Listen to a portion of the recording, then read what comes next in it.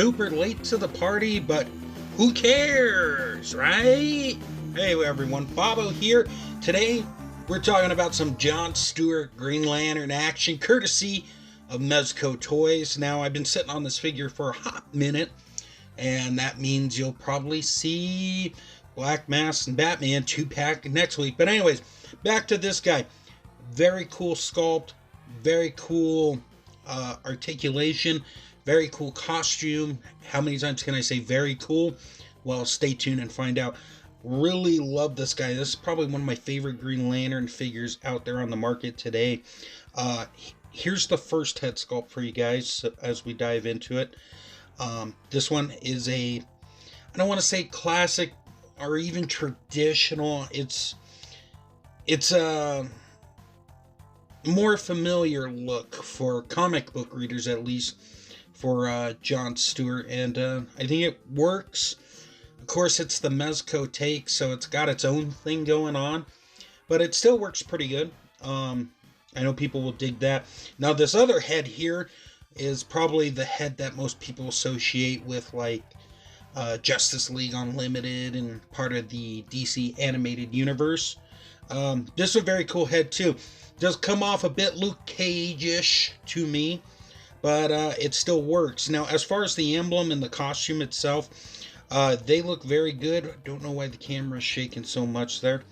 But the emblem looks really good, as you can see there. The costume has a lot of intricate designs and whatnot going for it. It's a Mezco spin on a Green Lantern costume. I don't hate it. I've seen far worse. I mean, it is what it is. It's got the nice gauntlets right there, the black gloves. The material on the costume itself came out good, and then he's got the black boots there with some green trim going on.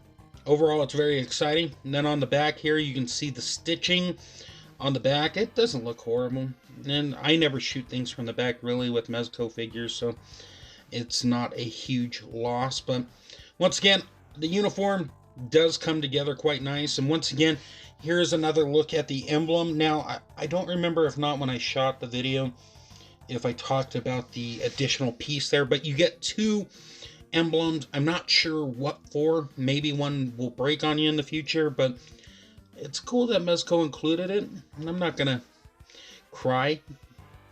Now, in terms of articulation for the guy, it actually flows and goes. So, let's go ahead and shine some light in here and get this show on the road. The head looks up, it looks down, it goes side to side, and rotates side to side too. Then at the neck joint, you get it to go down more, and you get it to go up, and then you get to move that around even further side to side. And so there's that. In terms of the arms, you can bring it up pretty far, and then you can bring it down, and if you really want to, you can bring it all the way around, but I wouldn't recommend that. Then you got the bicep cut right there, double bend at the elbow, and then you have rotation and a hinge at the hand. Now the upper body has a diaphragm joint that goes down like that. It goes back a little bit. You get some side to side and rotation. And then at the waist, if you will, you get a bend that goes forwards and backwards and rotates around a little bit. Not too much, just enough. The legs kick forward that high. They do go back somewhat. He can do the splits pretty dang well. You do get a double bend at the knee there. He does have a thigh cut right there hidden inside. No rotation at the boot. Feet go down and up that far, and then they rotate side to side like so. Not too bad, and peg holes on the bottom. Now, as far as accessories, let's go ahead and start with these different constructs. You got that flame effect. You got a bigger flame effect for the whole hand that pegs right in. Very nice detail. It's similar to what we saw with the Space Ghost. And then we have this shooting out sword type construct. It looks very cool, as you can see in the photography done here. And then we have the Shine Bright construct. I don't know what else to call it. That looks very cool. And all of these are not separate. They're one hand for each of these, except for the flame effect. The shield is a hand with the shield effect on it. be careful with that. I could see that easily breaking if you're not careful putting it on and taking it off. And then you got a plethora of hands going on over here. Open hands, chopping / flying hands, a gripping hand for the power battery, and then of course there's that energy effect hand coming out of the ring, and all that works pretty cool.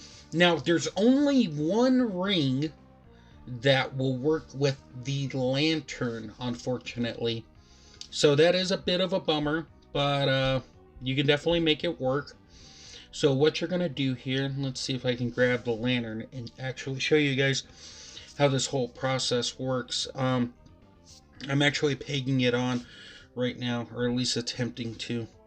So what I'm going to do also here is put the lantern power battery holding hand on. But first, let's talk about the power battery. It looks cool. It's got some weird effects going on with it, so the energy of willpower can definitely fly through. I dig it. The handle swivels, and then of course that's where you put in the batteries. Now I do wish this thing to turn on all by itself, but I definitely understand what Mezco's going with here.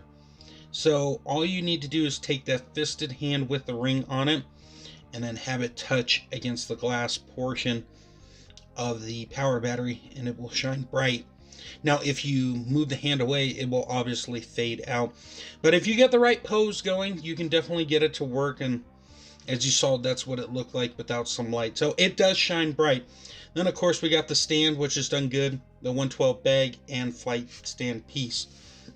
And then for size comparison, when aliens attack, coming this fall to Fox, we got Darkseid, Green Lantern, and Superman. He definitely holds his own in the size department, and he does look cool along these DC characters. I definitely have no complaints about that whatsoever. I do look forward to getting the PX Hell when he's released as well, so they can team up together. Overall, as you can see, I got Space Ghost here fighting with Green Lantern. Obviously John Stewart, not as susceptible, is that the right word pronunciation, to yellow as some of the other lanterns, but he definitely works well.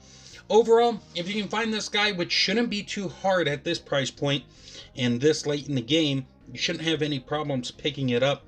He looks cool, he looks great on a shelf, and I can't recommend this guy highly enough. Go out and get him if you can. The pros definitely outweigh the cons. For me, there's not that many cons. I don't think it really listed anything that I hated. Just a lot of love here. But I think that's going to do it for me. Thank you guys so much for stopping by. If you have any questions, comments, concerns, feel free to ask. As always, check out some of the people who make this show possible. Slideshow at the end. And until next time, great googly moogly.